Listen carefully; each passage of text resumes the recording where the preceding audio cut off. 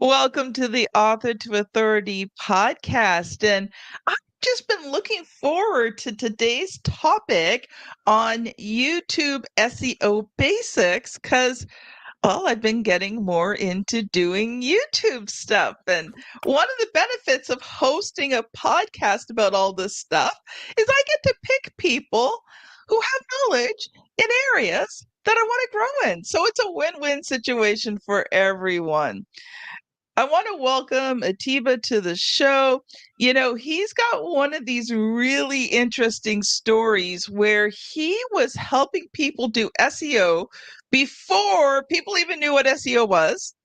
He was getting them ranked on Google, but sort of like, the cobbler's kids with no shoes, his own stuff just didn't rank that well. And, he connected with some pretty cool people who gave him the revelation that he needed to get himself out there and get on the first page of Google himself.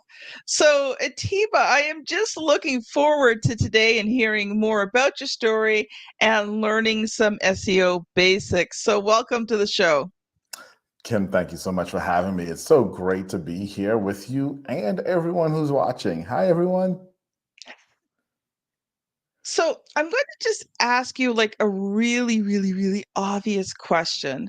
Sure. Because I think there's so much confusion out there. Like some people say, why bother even doing SEO for YouTube? It doesn't work unless you're already established. It doesn't matter what you do. You're not going to get any attention.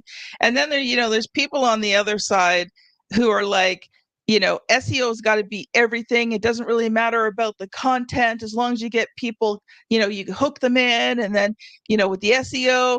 So I want to hear the balance today. So give me just like sort of that summary sentence about SEO basics for YouTube. Well, let me just start by saying both of those are wrong. Yes. Okay. And so let me give you just that one sentence basics that you asked for there. That was a great question, by the way. The thing about it is, what we have to understand is the thing that we care about is traffic. You care about eyeballs on your stuff, right? The term SEO means nothing. What you really care about is those eyeballs. Eyeballs come. There are three parts to getting eyeballs on your traffic. Okay. Number one is being obsessed with your customer, knowing exactly who you're talking to. We're talking to people who are authorities who want to write books. We know we are obsessed. We know exactly who they are. We need to be obsessed with our customer. Then creating a content strategy that resonates with them. And then the third piece of traffic is SEO. And get that, it's the third piece, but it's the piece that most people only focus on. And that's the problem. You know what? I love that you said that. Obviously I've done, well, we're getting closer to 500 interviews. So this has been cool. And wow. I have talked to many YouTube people and others and other marketing people, and they tend to focus in on just the one thing. The one thing is the thing. And I loved how you said that, the SEO, that's the third piece of the puzzle. But if you don't have the other two, the third one doesn't work. So, thank you for just, it's refreshing to talk to someone who's got a balanced perspective on all of these things. So we are going to have a wonderful conversation today. Well, I'm looking forward to it. So let's get into this a little bit deeper, and I'm going to let you loose for a few minutes just to talk about, some of the SEO basics, and then I'm going to ask you some questions, and then we're going to go into your story a bit because I think you've got some interesting things to share with us. Yes. So the beauty here about traffic. Okay, so let's again, let's not just talk about SEO. Let's talk about traffic because that's what you want. It's about eyeballs, right? We've gotten stuck, a lot of us, I'm looking at you right now. You're looking at me. I'm looking at you, watching us right now. You gotten stuck. You gotten stuck on likes. You've gotten stuck on the attention. You've gotten Yeah. stuck on the vanity metrics that make influencers that seem like they're a big deal, that make people feel all tingly and release, endorphins in their bodies and make them feel great, but add nothing to their bank accounts. Amen. I don't know Yeah. about you, but I don't know the last time you try to pay a bill with likes. I've not found a creditor that takes likes as payment yet. Maybe it's coming, but it hasn't happened yet. Okay. We still need dollars to make sense. Yes. Okay. And Yes. that is why we have to be very mindful of being principled. This isn't about tactics. This is about the principles of understanding how the human mind works and how your customer takes a journey to you and to becoming your ideal customer. It's not Yes. just about tactics. Mm. Oh, man, we're going to deep dive into this one today. It's so true that we do get caught up on the metrics. We do get caught up on the likes and the follows and the comments and the hearts and those things. And um, I get caught up in Google Analytics because I actually really happen to like numbers and math. So, and I'm very motivated when I see green. When Hmm. you're on your YouTube analytics and you see green things, oh, that Hmm. makes me smile. But I've come to realize that YouTube is a long-term strategy, and I can't be reliant on seeing green because there's going to be times when I'm not going to see green. Now, hopefully, they are few and far between, but It's going to happen. it's going to happen. And I can't base, my self-worth, I can't base my business on the fact that one day I'm green and maybe one day I'm not, or maybe one day I'm red, which is just even worse. But I think when you look at YouTube as a strategy, first of all, you've got to be able to play the long game. Hmm. If you're expecting to create one video and go viral and all that kind of stuff, I'm It's not not saying it happening. can't happen because it It's not happening. has, It's not happening. Let's call but a spade a but spade. you're probably more likely to be struck by lightning. Much more likely. Much, much, much more likely. And to your point though, and I want everybody to hear, and I want you to hear me on this. I'm not saying that numbers don't matter because numbers absolutely do matter, right? It's which numbers that matter. True. I have a conversation that I'm going to have later today with a client, and I know she's coming to the conversation and she wants to say, hey, our views are way down, our click-through rate looks like it sucks, like what's going on, so on and so forth. And my response to her is going to be, yes, overall, the views are down. Overall, we're not happy with your click-through rate. However, you're getting 18% clicks from your YouTube channel to your website. So your on Mm, platform click through rate on YouTube sucks. But think about that for a second. 18%. You can't buy any ad in this world that I know of in paid media. And we're talking organic in paid media and get 18% click through rate to your website, yeah. right? Yeah. So that is huge. So are we looking at the right numbers? And do we understand what the Mm, numbers actually mean? Okay. And yeah. how they affect each other. One of the numbers that I've been looking at is and working on, because I'm not trying to work on everything at once. I can't. I don't understand it all. So I decided I was going to work on one thing. So the one thing Right. I've been working on right now is getting people to initially watch my videos longer. Hmm. So instead of cutting out 30 seconds in, I'm trying to get them to stay at least 1 to 2 minutes in. And people might be saying, yeah, but this is a 30-minute podcast. And, but here's the thing, I want to move one step at a time. Okay. And Yes. right now I'm not working with anybody. I'm doing this on my own, right? I don't have experts working with me on this. This is just Kim learning and growing and implementing as I can, Yeah. you know? But So let's talk that's about one of my that. goals is just to get people watching the videos Okay. longer. Let's talk about that. Do you know what your click through rate is on YouTube? Uh, no, but I can look it up while we're talking. So why don't you talk while I look it up? All right. So while you're looking that up, so when someone comes to me and says that, which is a great thing, you want people to watch more of your video, right? Average watch time is a big deal. It's a huge deal. And you want your average watch time to be north of 30%. So for what you're doing, good, smart, absolutely.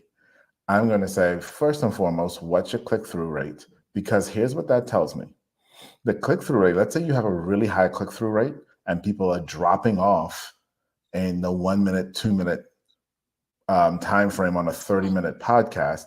It means that your thumbnail was great at grabbing attention, but your content didn't deliver right away on what the thumbnail promised. Okay, so it's saying here on my impressions click-through rate. Oh, I don't even know if I want to say this number. No, please. It's okay. It's 0.4% on my impressions click-through rate. Okay. So at 0.4% on your impressions click through rate, that's not a good number. No. Okay. Um, and so I would actually start there before you try to get people to watch longer. Mm, Okay. Because right now, you don't even know if you're attracting the right people. Now, the way we true. fix click through rate is really the two things that fix click through rate. Number one is your thumbnail, number two is the title. Okay. So the thumbnail, first and foremost, because that's what people see, and it's the most important piece of fixing your click-through rate, is that thumbnail has to attract your ideal customer and make a Mm, promise to them about what they're about to receive. okay. Okay.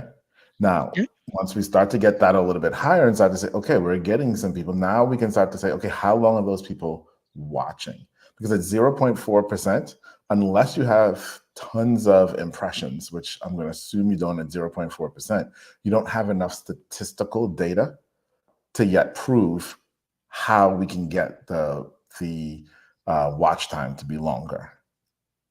So in the last 28 days, I had 41,000 impressions. 41,000. Okay, so you have 41,000 impressions on how many videos? Um, 2, 3, 4, 5, 6, 7, 8, 9, 10, 11, 12, 13, 14, 15, 16, 17, 18, 19, 20, 21, 22, 23, 24, 26, 27, 28, 29. Over 30. Over 30. Okay. And 41,000. So you're talking about just over 1,000 impressions per video.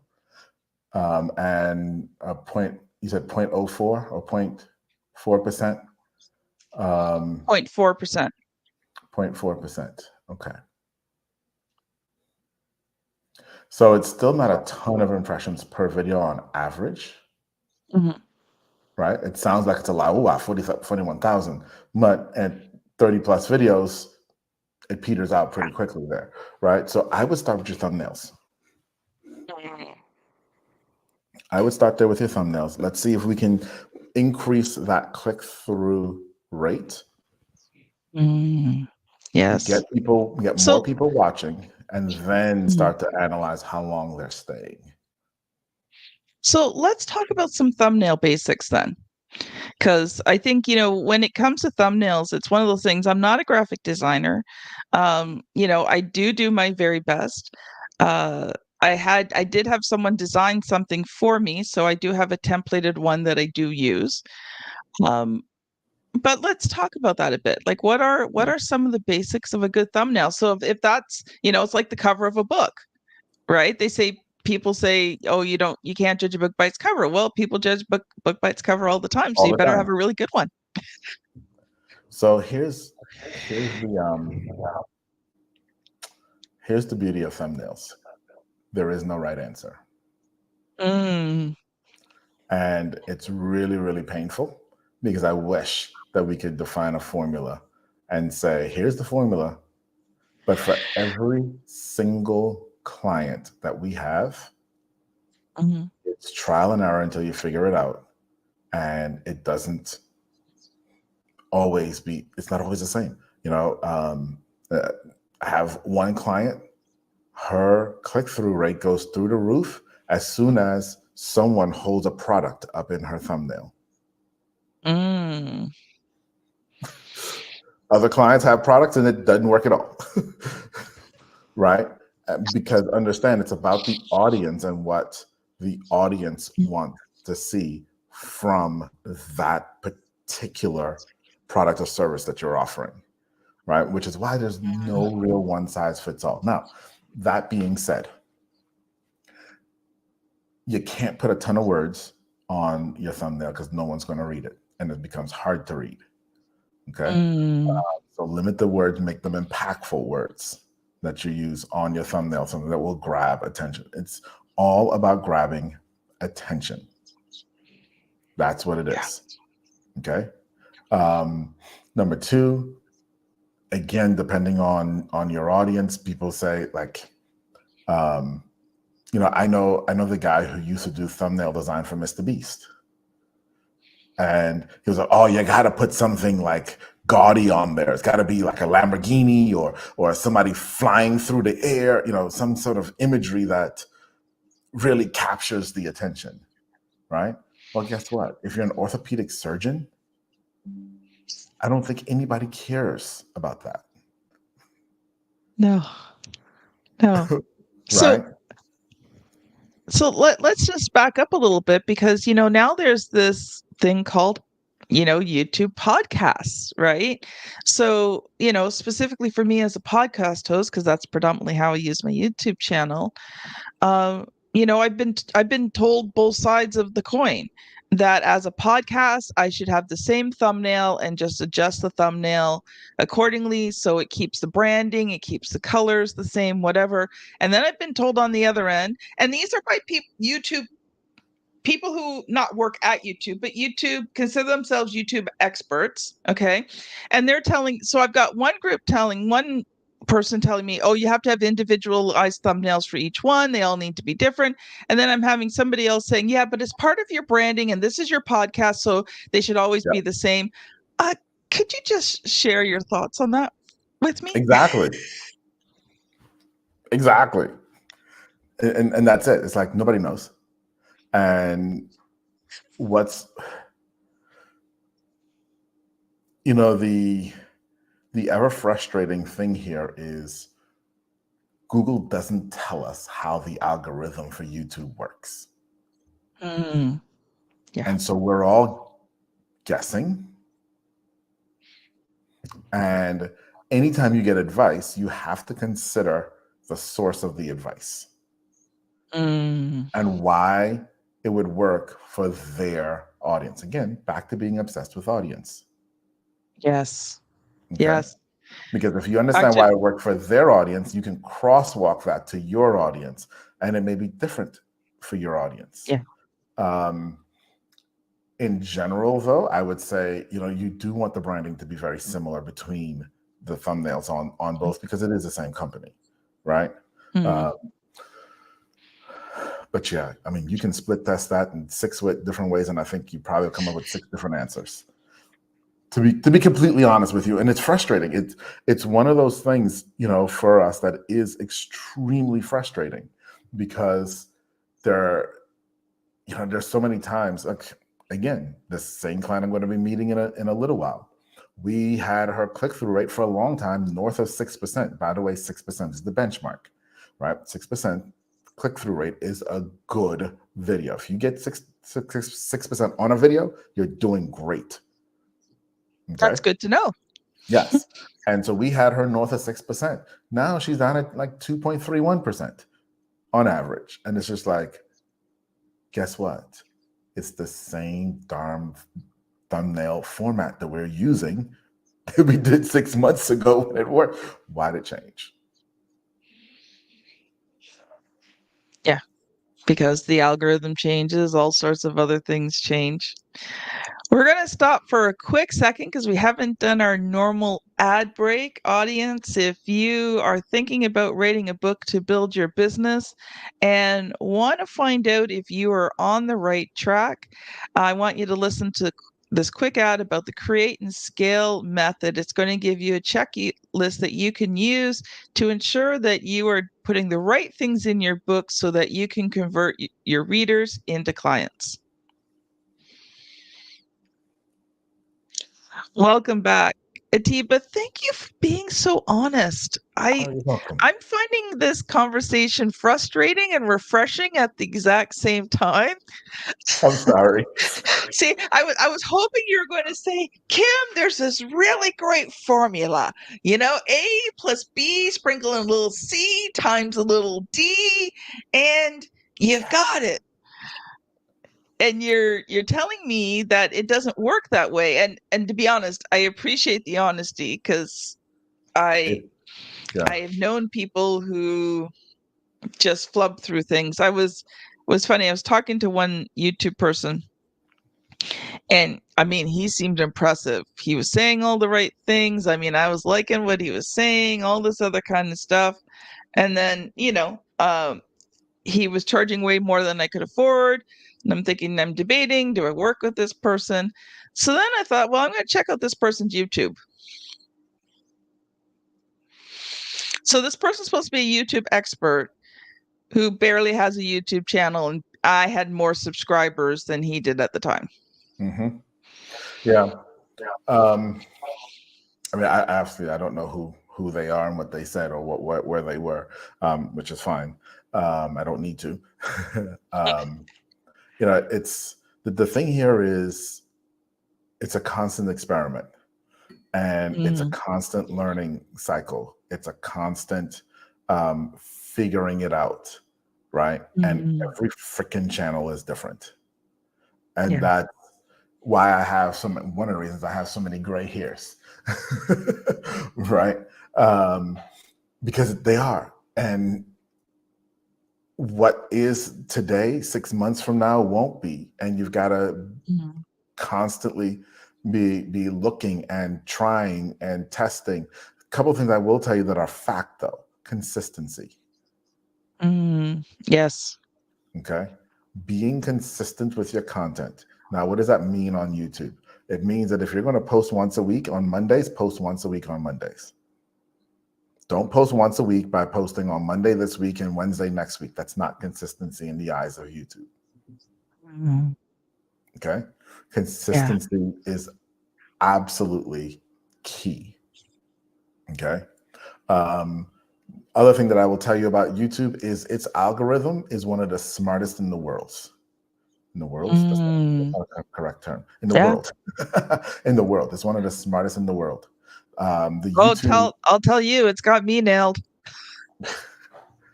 The YouTube AI. I have to be careful. I can't. When I go on YouTube, I have to just go right to my channel, right to YouTube Studio, because if I even look, if I even glance, I'm lost in the YouTube world and scanning videos, and then I'm like, what am I doing, man? I should just get my work done. So now think about that from the other side of you as a creator. Okay, so you're thinking about it there as you as a consumer, which is fine, right? But let's think about it from a creator side. It's, okay, how do we become that video that they showed to that right person that got them sucked into the YouTube sphere of influence and you can never get out, right? And its algorithm is impressive. I have seen the back ends of YouTube AI. YouTube AI will know that more people will watch your video if a cat walked across your cabinets right now than not. YouTube AI knows that when you wear blue, people like your videos more. Like, it's that ridiculous. Okay. Now, that being said, you can't control any of that stuff, but what you can control is your content.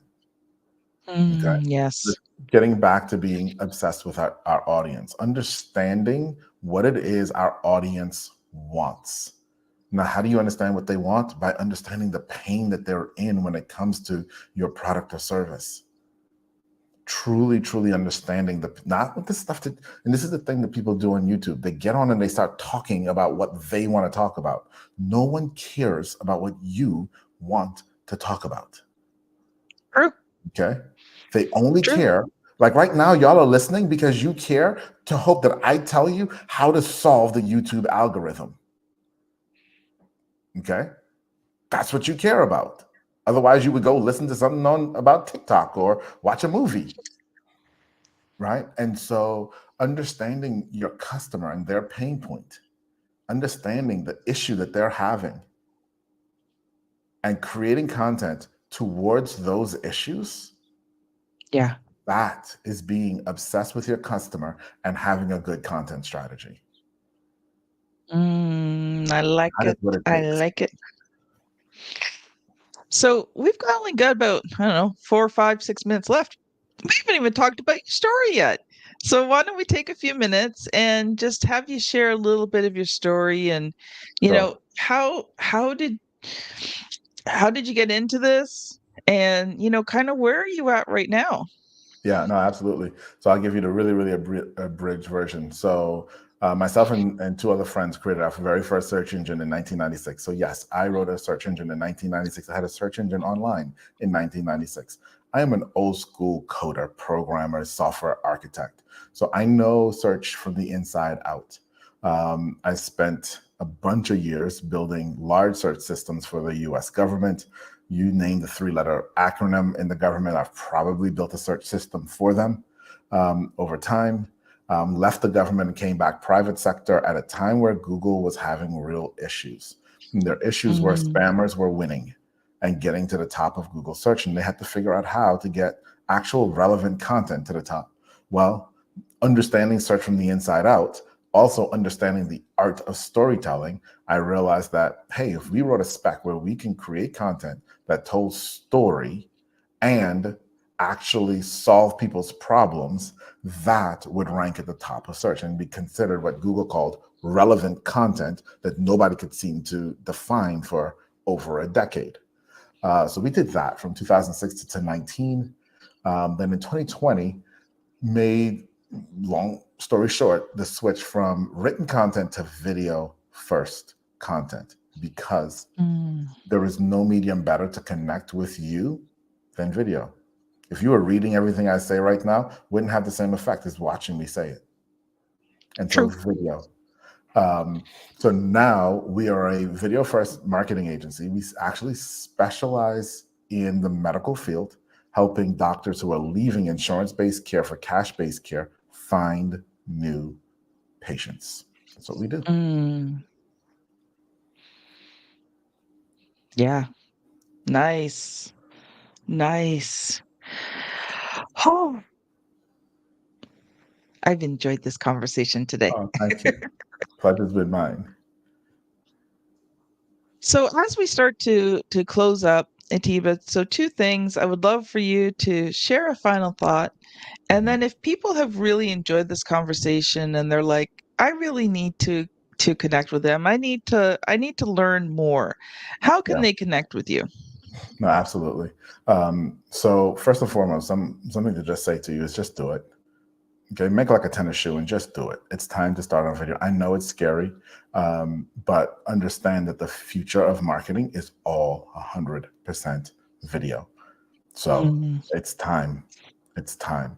Now, that being said, that probably leaves you with a ton of questions and a ton of how to's and a ton of anxiety, even, which I totally understand. And so, what I want you to do is go to meetatiba.com. That's meet, ATI, B as in boy, A.com. That's going to take you directly to my LinkedIn. When you get there, don't hit the follow button, hit the connect button. Connect with me, send me a message, tell me you saw me on Kim's show. Let me mm. know. Ask me your question. I want to help answer your questions. I love it. Love it. Thank Thank you you. so much for being on the show today. I have enjoyed this conversation. Like I said, frustrated, but I have also enjoyed it. And I think I just want to appreciate your honesty, your sincerity, and the fact that you didn't give us, all of the usual lines that we get from other people. And so I have found this conversation refreshing and enjoyable. Audience, if you have enjoyed this conversation today, I want to direct you to another podcast we did on YouTube, episode 429, Mastering the Algorithm. Oh, you know the routine, audience? Somewhere on this screen, my daughter has placed the thumbnail for you to click on. Somewhere. Now, if you're on your favorite podcast app, you are going to be scanning back a bit, probably close to about 50 episodes to find it. I just want to say at the end of this, Atiba said, just do it. And here's what I can promise you. The first videos I did were not good. My first podcast interviews were not that great. And maybe it's a blessing that I lost the first 80 of them, because some of them I think I would be probably ashamed to put up right now. Now, after having done almost 500 episodes, it's something that I enjoy.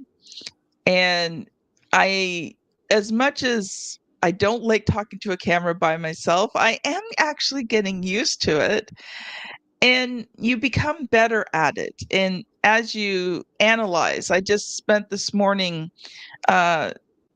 creating some videos to put out as me as a speaker. And so I was going through an event where I was speaking at, and I'm listening and I'm self-analyzing. I'm like, okay, that was pretty good. I'm like, got to work on that one. But I didn't get emotionally like distraught over it. I'm like, I just analyzed and I went, yeah, that's the next habit I've got to work on breaking to make everything just a little bit better. So the only way you're going to get better, the only way you're going to get good at it is do it, do it, do it, do it, do it, do it, do it, do it, do it, do it, do it, do it some more, and find some good people like Atiba to work with. Audience, thanks so much for listening, and we'll see you on the very next episode. Bye now.